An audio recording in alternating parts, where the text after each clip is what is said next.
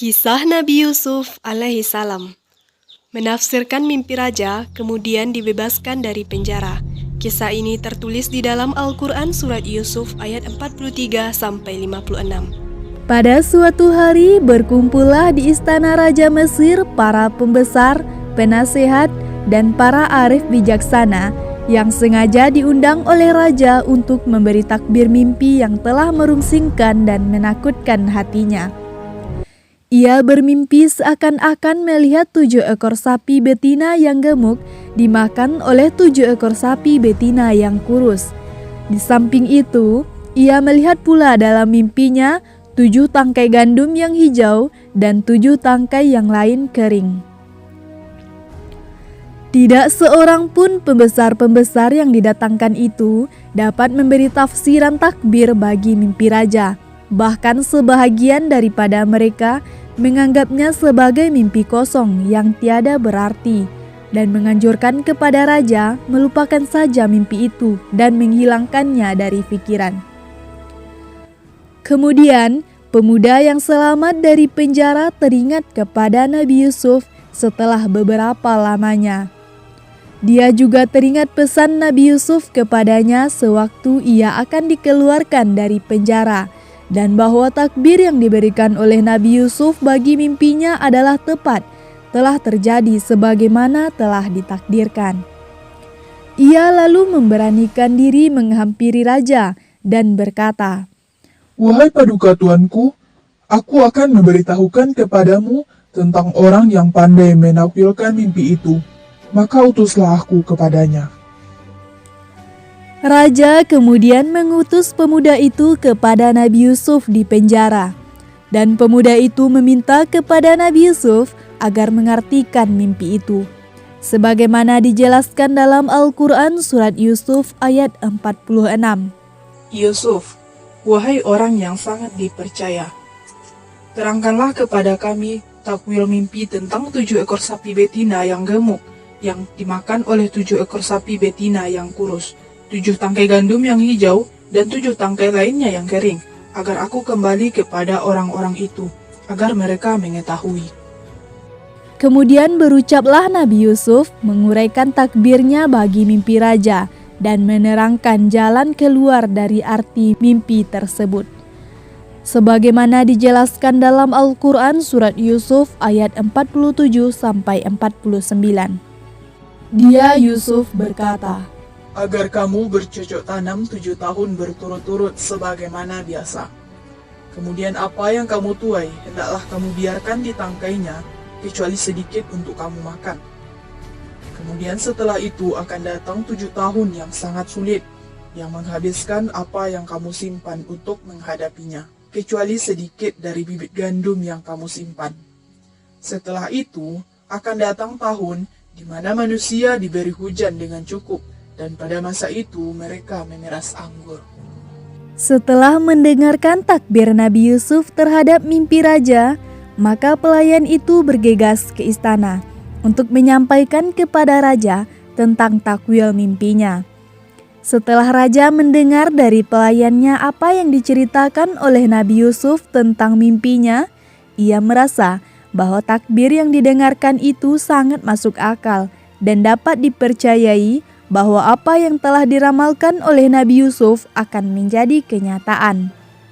Ia memperoleh kesan bahwa Nabi Yusuf yang telah memberi takbir yang tepat itu adalah seorang yang pandai dan bijaksana dan akan sangat berguna bagi negara jika ia didudukkan di istana untuk menjadi penasehat dan pembantu kerajaan. Kemudian raja mengirim utusan agar membawa Nabi Yusuf kepadanya. "Bawalah Yusuf kepadaku." Siap, Raja. Kemudian raja mengirim utusan agar membawa Nabi Yusuf kepadanya. Ketika utusan itu datang kepada Nabi Yusuf berkata, "Kembalilah kepada tuanmu, dan tanyakanlah kepadanya bagaimana halnya wanita-wanita yang telah melukai tangannya.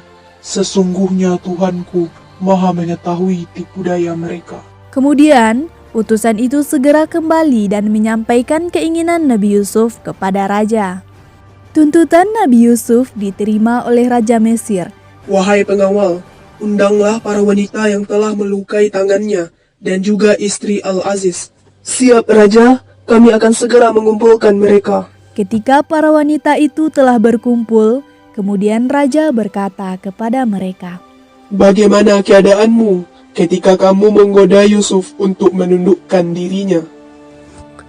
Maha sempurna Allah, kami tidak mengetahui sesuatu keburukan darinya. Kemudian istri Al-Aziz berkata, Sekarang jelaslah kebenaran itu. Akulah yang menggoda dan merayu Yusuf, dan sesungguhnya Yusuf termasuk orang yang benar. Setelah mendengar penjelasan para wanita dan istri Al-Aziz, akhirnya raja membebaskan Nabi Yusuf dari penjara, karena sudah terbukti bahwa Nabi Yusuf tidak bersalah. Sebagaimana yang dijelaskan dalam Al-Quran surat Yusuf ayat 50 dan 53.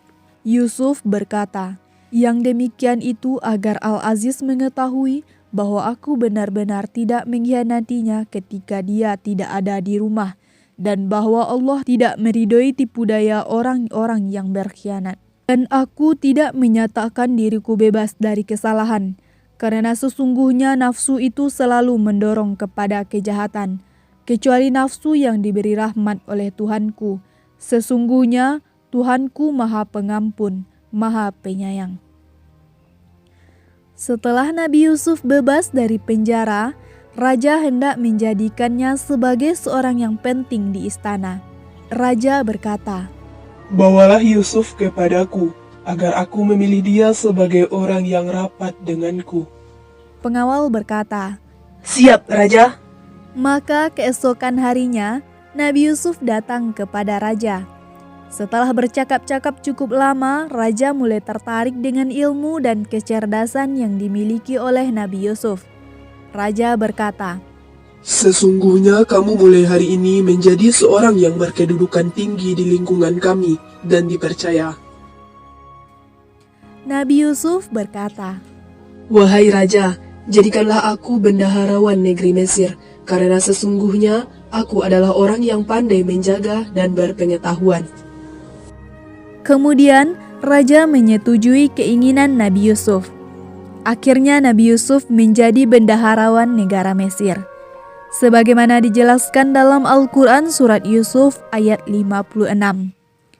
Dan demikianlah kami memberi kedudukan kepada Yusuf di negeri Mesir, untuk tinggal di mana saja yang dia kehendaki. Kami melimpahkan rahmat kepada siapa yang kami kehendaki, dan kami tidak menyia-nyiakan pahala orang-orang yang berbuat baik.